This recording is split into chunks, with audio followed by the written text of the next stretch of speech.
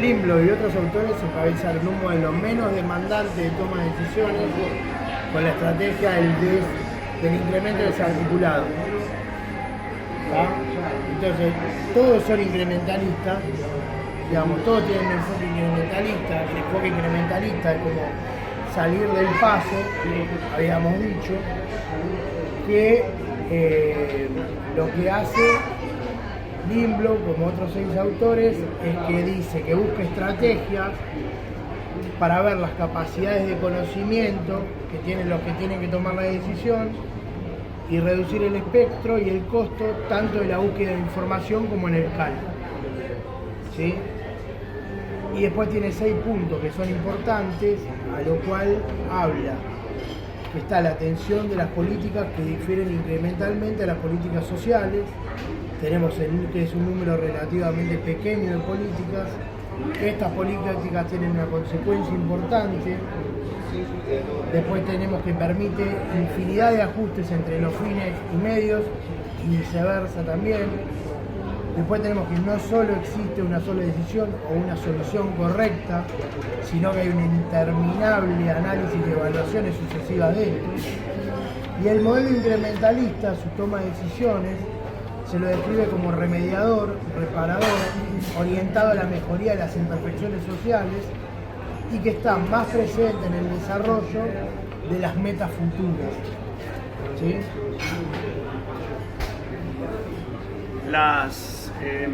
Respondiendo la pregunta 1, diferencias y similitudes, ¿sí? Las similitudes que encontramos entre los 3 autores, que son Dror, Lindblom y Etzioni, son, en principio, que en realidad no podemos controlar todos los factores o todos los valores por nuestra naturaleza, porque algunos factores de algunos valores se nos van a escapar.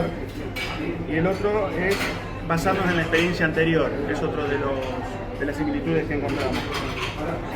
Otros factores de similitudes entre los 3 autores, antes habíamos hablado que era basarse en la experiencia, también es combinar la elección de valores, ¿sí? E instrumentos a corregir esos valores o factores a tener en cuenta, ¿sí? Otra de las similitudes es que los 3 autores coinciden en que las capacidades del hombre son limitadas, ¿sí? Y que es inevitable abordar, digamos, en realidad es difícil abordar todas las políticas, ¿sí? En función de que cuando los 3 autores se basan en el incrementalismo, hablan de que resolver algunos de nuestros problemas menores y hace que a veces las dificultades puedan aumentar, ¿sí? Nuestra competencia y disminuye a medida que intentamos ascender a un nivel superior de toma de decisiones. Exacto. Después Lindblom habla de 2 formas, que es una irse por las ramas y otra ir a la raíz para la solución de un problema. En el caso de irse por las ramas, dice que se construye a partir de una situación actual paso a paso, que de alguna manera es incrementalismo. Y en el caso de ir a la raíz es de nuevo fundamento, que es ir a la raíz, o sea, es de base, y se construye sobre la base del pasado, ¿sí? Y que la experiencia ha sido incorporada en una teoría y está siempre dispuesto a comenzar desde la base. Muy bien. Volviendo para seguir con el cambio. Para seguir con el cambio incremental, en este caso Dror, él remarca que no es un método adecuado, pero él dice que se puede acertar siempre y cuando se cumplan 3 condiciones, de las cuales remarca que son los resultados de las políticas actuales, que deben ser satisfactorias, no variar mucho la naturaleza de los problemas y que siempre tiene que permanecer constante la disponibilidad de los medios para atender los problemas. Cuando los resultados de las políticas son indeseables, él lo que dice es como que, digamos, el cambio radical es necesario siempre y cuando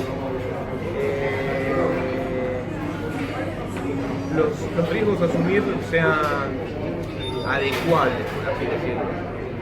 podemos decir entonces que bueno, él da por ejemplo países de vía de desarrollo que aspiran con un nivel socioeconómico acelerado.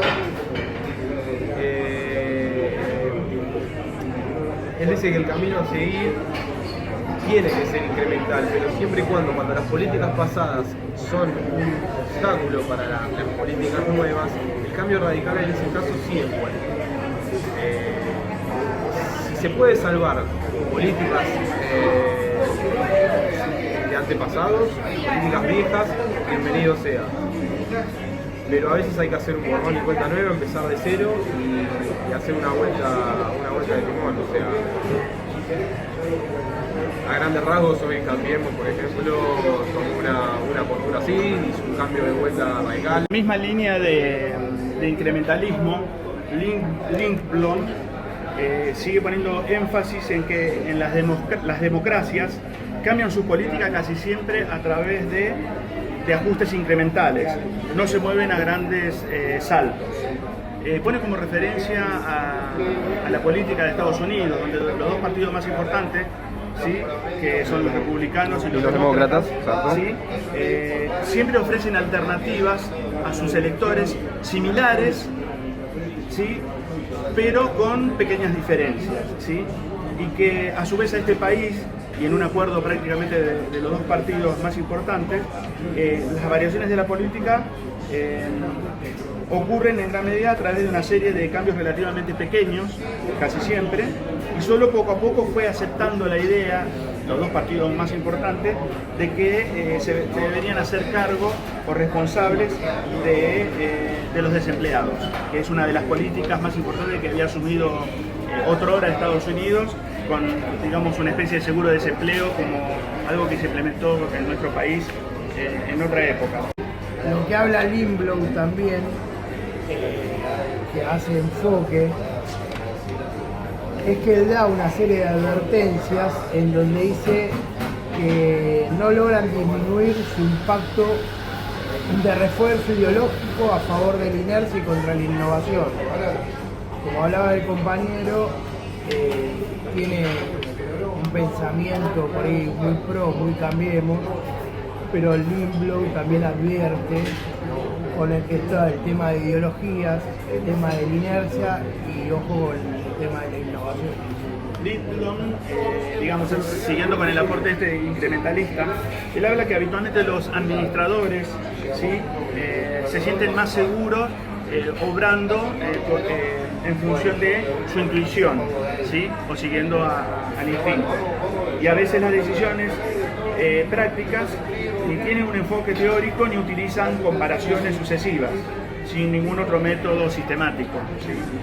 La teoría es a veces de una utilidad extremadamente limitada en la elaboración de políticas, o sea, cuando nos basamos en la teoría, ¿sí? Y entonces Lindblom se pregunta, ¿por qué entonces molestarse en describir el método con detalle? ¿Sí? Esas son, digamos, dentro de las similitudes que se encuentran. Otra de las similitudes es que en particular Lindblom se define como un, digamos, como un incrementalista, ¿sí? Y el hecho de que normalmente no son posibles ni la revolución ni el cambio político drástico, ni siquiera grandes pasos planteados, ¿sí?, con todo cuidado. Ahí se contrapone con Dror, porque volviendo al cambio radical, él pone justamente que la sociedad va avanzando y da un ejemplo de lo que es la tecnología. Él pone a militares, si no me sí, las tecnologías nuevas, por ejemplo en el ámbito militar, hacen que una política cambie totalmente. Por eso ahí habría una diferencia con Lindblom. O sea, el cambio radical Lindblom no lo está planteando del todo, pero sí.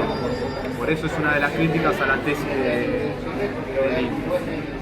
Hablando de diferencias, ¿sí?, ya entramos en otro plano porque estamos hablando de similitudes hasta acá. Hablando de diferencias, muchos críticos del incrementalismo, ¿sí?, creen que mejorar significa apartarse del incrementalismo cuando uno mejora, ¿sí? Sin embargo, los incrementalistas, ¿sí?, creen en cambio que para la solución de problemas complejos, mejorar significa practicar el incrementalismo con mucha mayor habilidad y apartarse de él ocasionalmente. O sea, concluimos, como dice Dror, de que el incrementalismo, en este caso Dimblom también estaría de acuerdo con eso, de que solo en algunos casos el incrementalismo hay que avanzar, ¿sí? De repente habrá que alejarse cuando no. Entre las varias maneras de apartarse del incrementalismo, por ejemplo, en el caso de Dimblom, dice que una de las formas es dar grandes saltos, ¿sí? Y no, acá pone como un ejemplo, dice no seguir jugando, digamos, con nuestros problemas de energía, sino tratarlos de manera integral, es hacerse cargo de la situación, ¿sí?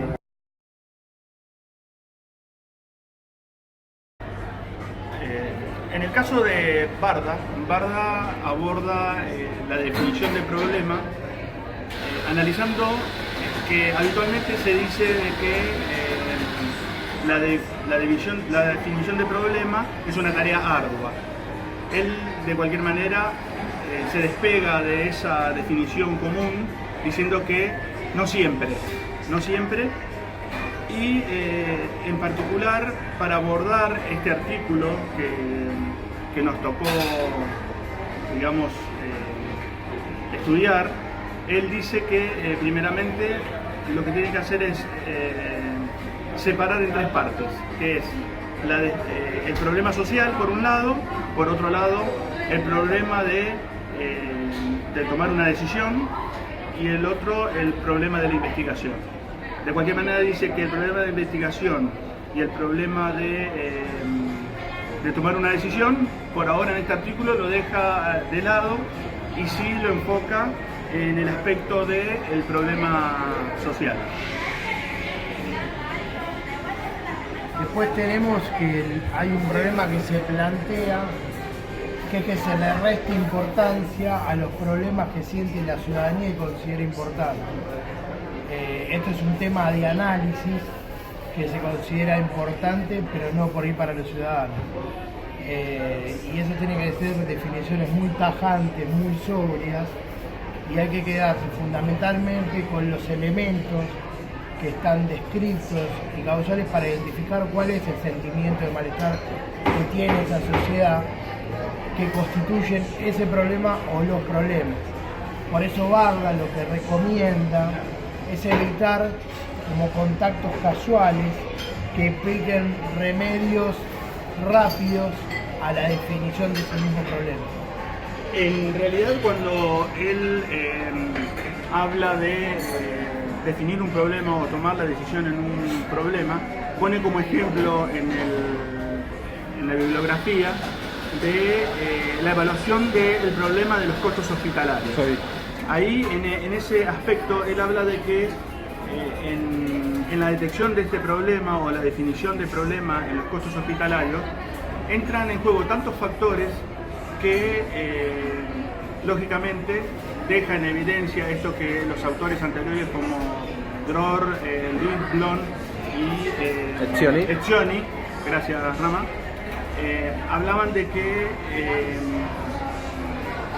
para la toma de decisiones, ¿sí? Realmente la toma de decisiones a veces excede la naturaleza humana, porque hay siempre factores que quedan fuera del análisis de las personas, ¿sí? Por eso, de alguna manera, basarse en lo anterior o en lo empírico o en el pasado, ¿sí? Y prestarle atención al instinto, ¿sí? Es importante también para la ayuda en la toma de decisiones y, en este caso, la definición de problemas. Entonces podemos decir que las dificultades más comunes en las que se afronta Verdas y recomienda son el definir los problemas, la búsqueda de soluciones en cuanto a evaluar el ámbito que lo rodea, una buena definición del problema del paquete, de cuestiones retóricamente definidas, y evaluar críticamente los componentes casuales que conllevan ciertas definiciones del problema. Deslegitimizar ciertas definiciones que, aunque basadas en sentimientos ciudadanos genuinos, van en contra de concepciones más razonables del interés público. A todo esto debe destacarse que no todas estas dificultades se presentan puntualmente en cada tarea analítica y cuando lo hacen no son todas igualmente severas. En ciertas palabras, el problema es una situación o un fenómeno de un hecho social. Que la misma sociedad es la que debe presentar esa causa, debe entender cuál es el problema.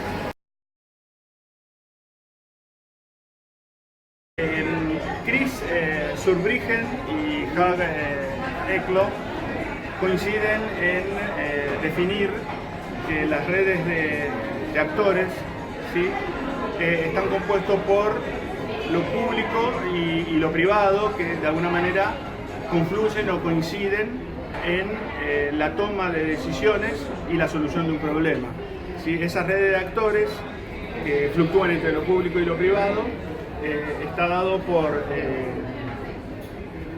instituciones y actores, como dije antes, que en realidad acá en esta charla de café coincidimos en que las instituciones también serían actores, pero bueno, en este caso Zurbriggen y Eklo, más que nada Zurbriggen, instituciones lo deja fuera de actores.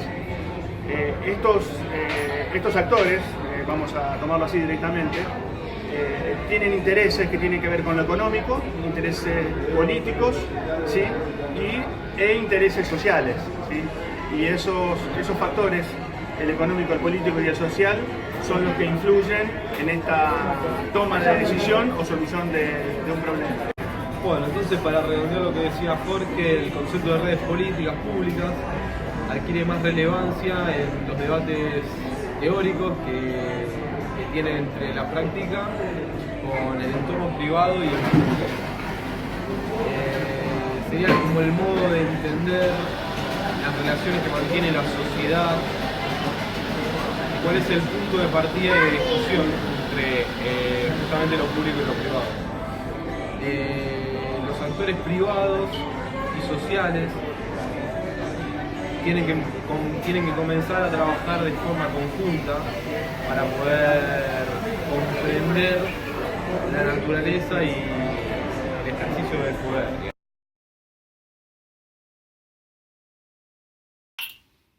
Bueno, como grupo concluimos que ambos actores, tanto Dror como Lindblom y Etzioni, que ambos actores tienen similitudes y diferencias.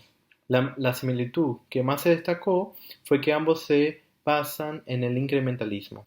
Se identifican como tal y se basan en la experiencia, basándose en la definición de Bardach, donde dice que el problema es un fenómeno de la sociedad y va en contra de muchas definiciones que dice que lo caracteriza el problema como algo compuesto.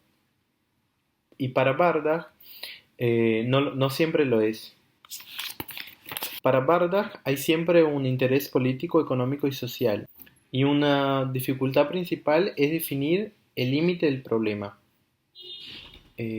Para Bardach se debe eliminar el problema por completamente, porque si encuentra una solución parcial, eso puede agravar una consecuencia del problema. También analizamos que Dror, a su vez, diverge de los pensamientos de Lindblom en cuanto a la solución de un problema.